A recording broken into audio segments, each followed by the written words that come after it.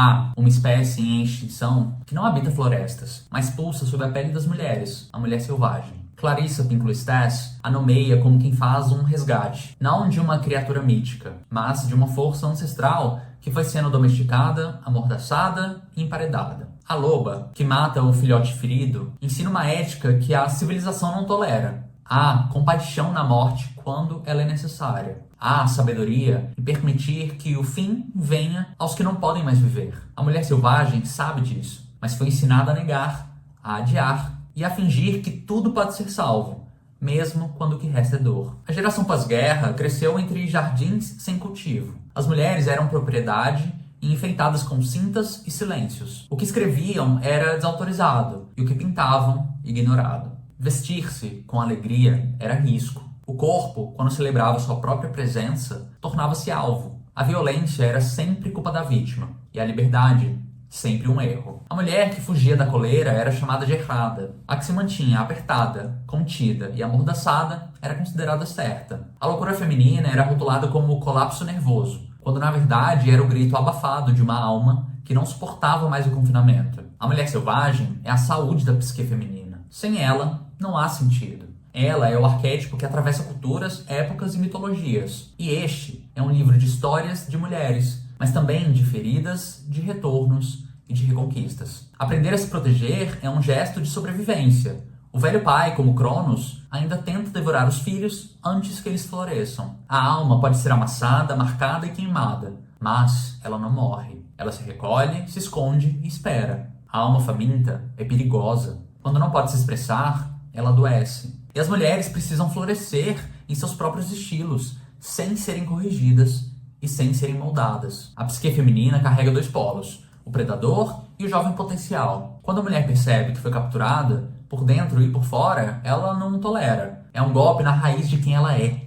E ela planeja, como é sua obrigação, destruir o que a aprisiona. Ao emergir da ingenuidade, a mulher traz consigo algo inexplorado. Então busca dentro de si uma energia masculina interna, o ânimos. Essa figura psíquica, descrita por Jung, é em parte instinto, em parte cultura e em parte sombra. Pode ser filho, marido, amante. Pode ser ameaça ou aliado. Contudo, o ânimos carrega qualidades que a sociedade extirpou das mulheres, como a agressividade, a ousadia e a força. A psicologia tradicional foca nas causas familiares, mas Clarissa nos lembra, a cultura é a família da família. Se a cultura está doente, todas as famílias adoecem. A vida criativa é muitas vezes interrompida por vozes internas que nos desqualificam. E nós, em vez de enfrentá-las, rastejamos aos seus pés. O que é necessário aqui é um golpe simbólico na cabeça do predador e a tão sonhada fuga para a liberdade. Levar a sério nossas ideias, nossa arte e nossa voz é o gesto revolucionário. A mulher selvagem não é uma fantasia, é uma força que pulsa sob a pele, que fareja perigo e que sabe quando é hora de correr, de lutar, de morrer e de renascer. Ela é a loba que vive em cada mulher que ousa ser inteira. E enquanto houver floresta, haverá caminho. Enquanto houver silêncio, haverá história. Enquanto houver repressão, haverá retorno. Porque a alma, mesmo ferida, não morre. Ela espera. E quando o tempo chega, ela corre. Era uma vez e não era uma vez. Uma jovem mãe que jazia no seu leito de morte. Sua filhinha e seu marido estavam sentados aos pés da sua velha cama de madeira e oravam para que Deus a conduzisse em segurança até o outro mundo. A mãe, moribunda, chamou Vasalisa e a criança de botas vermelhas e avental branco ajoelhou-se ao seu lado. Essa boneca é para você, meu amor, sussurrou a mãe e da coberta felpuda ela tirou uma bonequinha minúscula como a própria Vasalisa. Usava botas vermelhas, avental branco, saia preta e colete todo bordado com linha colorida. Estas são as minhas últimas palavras, disse a mãe. Se você se perder ou precisar de ajuda, pergunte à boneca o que fazer. Você receberá ajuda. Não fale a ninguém sobre ela. Dê-lhe de comer quando ela estiver com fome. E com essas palavras, a respiração da mãe mergulhou nas profundezas do seu corpo e a mãe morreu. A criança e o pai choraram sua morte muito tempo. No entanto, a vida do pai voltou a verdejar e ele desposou uma viúva com 2 filhas. Embora a nova madrasta e suas filhas fossem gentis e sorrissem como damas, havia algo de corrosivo por trás dos sorrisos que o pai de Vasalisa não percebia. Realmente, quando as 3 estavam sozinhas com Vasalisa, elas a atormentavam. Elas A detestavam porque Vasalisa tinha uma doçura que não parecia deste mundo. Ela era também muito bonita. Ela era solícita e não se queixava, enquanto a madrasta e as duas filhas eram entre si como ratos no monte de lixo. Um dia, a madrasta e suas filhas simplesmente não conseguiam mais aguentar Vasalisa. Vamos combinar de deixar o fogo se apagar, e então vamos mandar Vasalisa entrar na floresta para ir pedir fogo para a nossa lareira, a Baba Yaga, a bruxa. E, quando ela chegar até Baba Yaga, bem, a velha irá matá-la. As três bateram palmas. Por isso, naquela noite, quando Vasalisa voltou para casa, depois de catar lenha, a casa estava completamente às escuras. Ela ficou muito preocupada e falou com a madrasta: "O que aconteceu? Como vamos fazer para cozinhar?" "Sua imbecil", reclamou a madrasta. "É claro que não temos fogo. E eu não posso sair para o bosque devido à minha idade. Minhas filhas não podem ir porque têm medo. Você é a única que tem condições de sair floresta dentro para encontrar Baba Yaga e conseguir dela uma brasa para acender nosso fogo." "Ora, está bem", respondeu Vasalisa inocente. "É o que vou fazer." E foi mesmo. A floresta ia ficando cada vez mais escura, e os gravetos estalavam sob seus pés, deixando-a assustada. Ela enfiou a mão bem fundo no bolso, e ali estava a boneca que a mãe, ao morrer, lhe havia dado. "Só de tocar nessa boneca já me sinto melhor", disse Vasalisa, acariciando a boneca no bolso. A cada bifurcação da estrada, Vasalisa enfiava a mão no bolso e consultava a boneca. "Bem, eu devo ir para a esquerda ou para a direita?" A boneca respondia: "Sim, não, para esse lado ou para aquele lado." E Vasalisa dava à boneca um pouco de pão enquanto ia caminhando. De repente, um homem de branco num cavalo branco passou galopando, e o dia nasceu. Mais adiante, um homem de vermelho passou montado num cavalo vermelho, e o sol apareceu. Vasalisa caminhou e caminhou, e, bem na hora que estava chegando ao casebre de Baba Yaga, um cavaleiro vestido de negro passou trotando e entrou direto no casebre.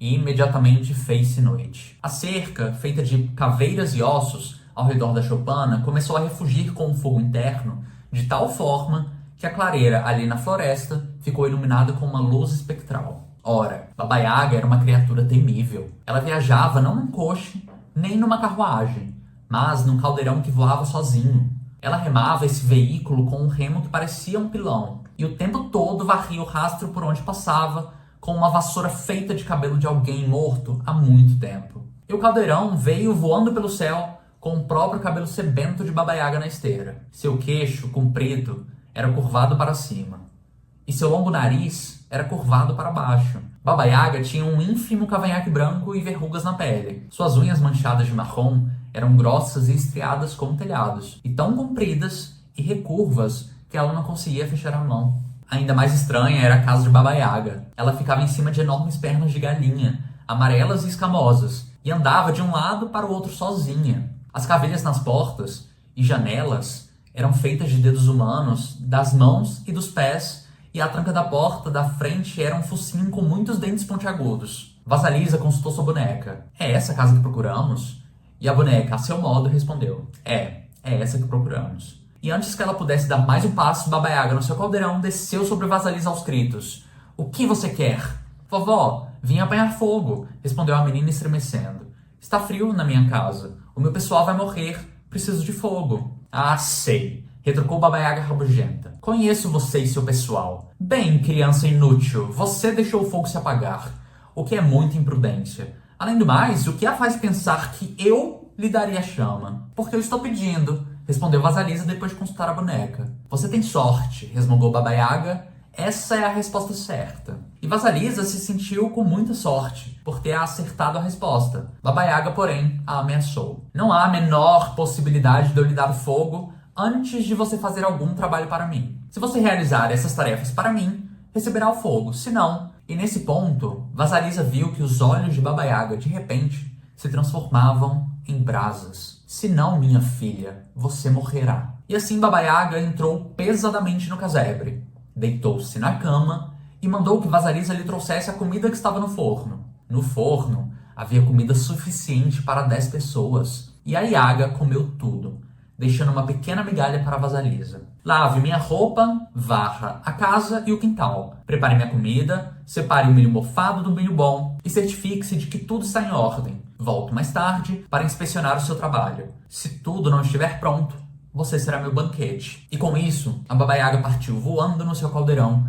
com o nariz lhe servindo de biruta e o cabelo de vela. Vasalisa voltou-se para a boneca assim que a Yaga se foi. "O que vou fazer? Vou conseguir cumprir as tarefas a tempo? A boneca disse que sim e recomendou que ela comesse algo e fosse dormir. Vasalisa deu algo de comer à boneca e adormeceu. Pela manhã, a boneca havia feito todo o trabalho e só faltava preparar a refeição. À noite, a Yaga voltou e não encontrou nada por fazer. Satisfeita de certo modo, mas irritada por não conseguir encontrar nenhuma falha, Baba Yaga zombou de Vasalisa. Você é uma menina de sorte. Ela então convocou seus fiéis criados para moer o milho. E 3 pares de mãos apareceram em pleno ar e começaram a raspar e esmagar o milho. Os resíduos pairavam no ar como uma neve dourada. Finalmente, o serviço terminou e Baba Yaga se sentou para comer. Comeu horas a fio e deu ordens a Vasalisa para que no dia seguinte limpasse a casa, varresse o quintal e lavasse a roupa. Naquele monte de estrume, disse a Yaga apontando para um enorme monte de estrume,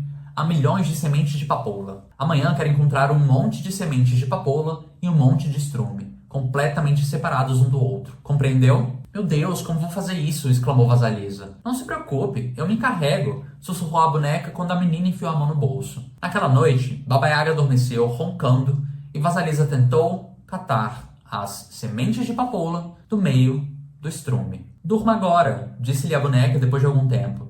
Tudo vai dar certo. Mais uma vez, a boneca executou todas as tarefas. E quando a velha voltou, tudo estava pronto.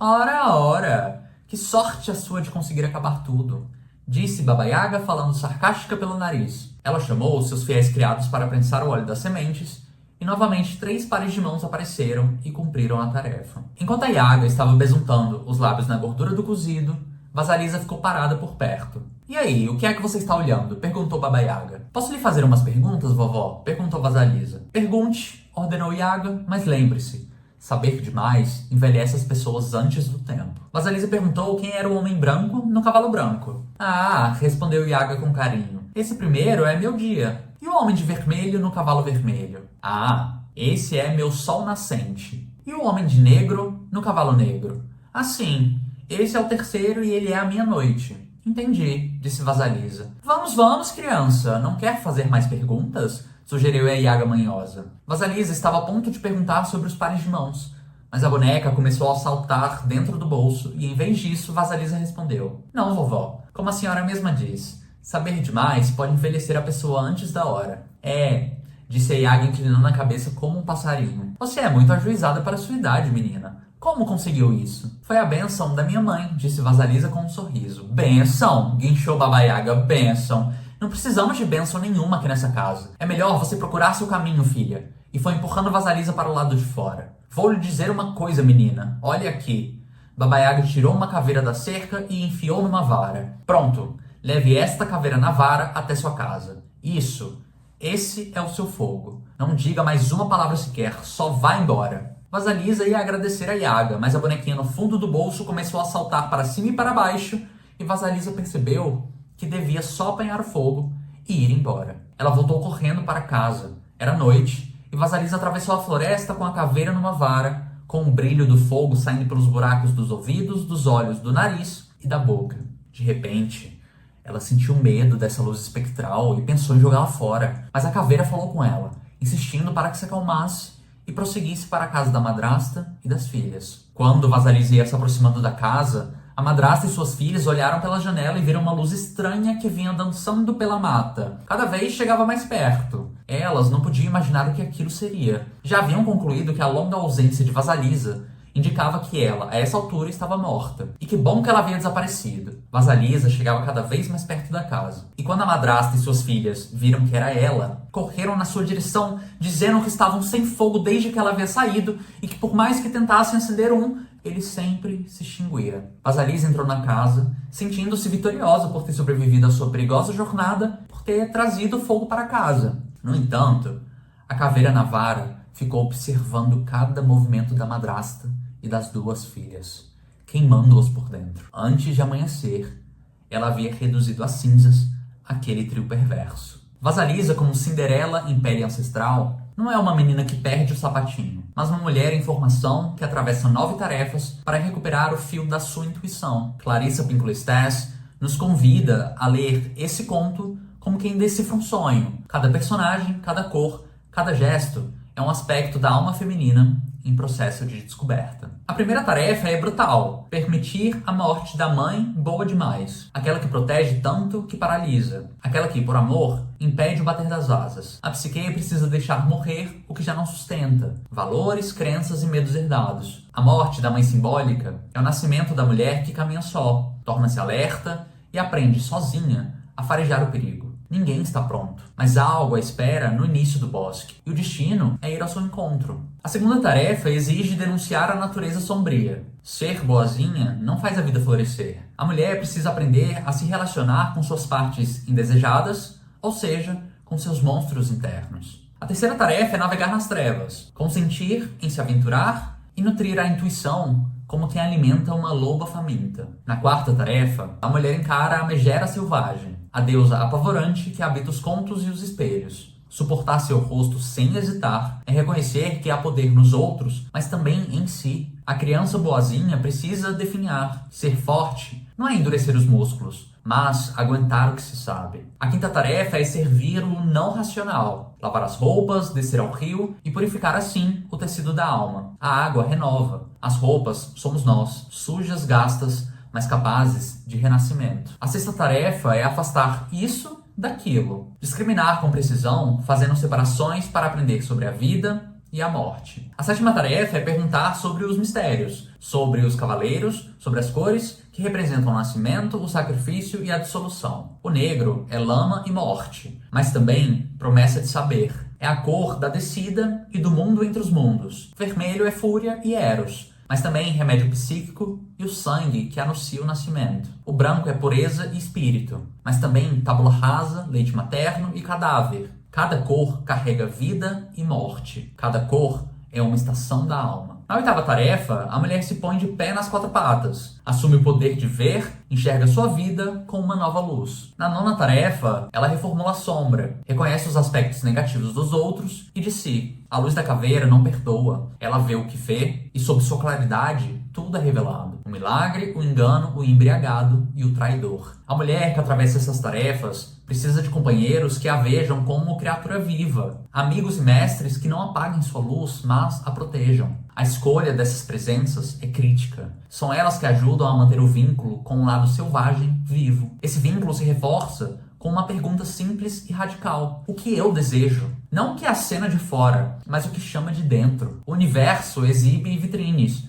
mas a alma tem fome própria. Saber distinguir entre o apetite induzido e o chamado interno é separar a semente do estrume. Outra forma de manter o vínculo é não permitir que ninguém reprima nossas energias de vida, nossas ideias, nossos valores, nossas opiniões e nossos ideais. A alma selvagem não floresce sob censura. Ela precisa de espaço, de vento e de terra. E como o jardim, ela precisa do outono. Não há primavera eterna. Haverá tempos de brilho e haverá tempos de recolhimento, em que a terra se cura em silêncio. A sabedoria toca suavemente nesses instantes. Ali, no escuro fértil, também habita a beleza. Vasalisa não é apenas uma personagem. É o nome que damos à mulher que atravessa o bosque, que carrega a caveira iluminada e que aprende a morrer para renascer. É o arquétipo da alma que corre com os lobos e que, mesmo ferida, nunca deixa de farejar o caminho de volta para si.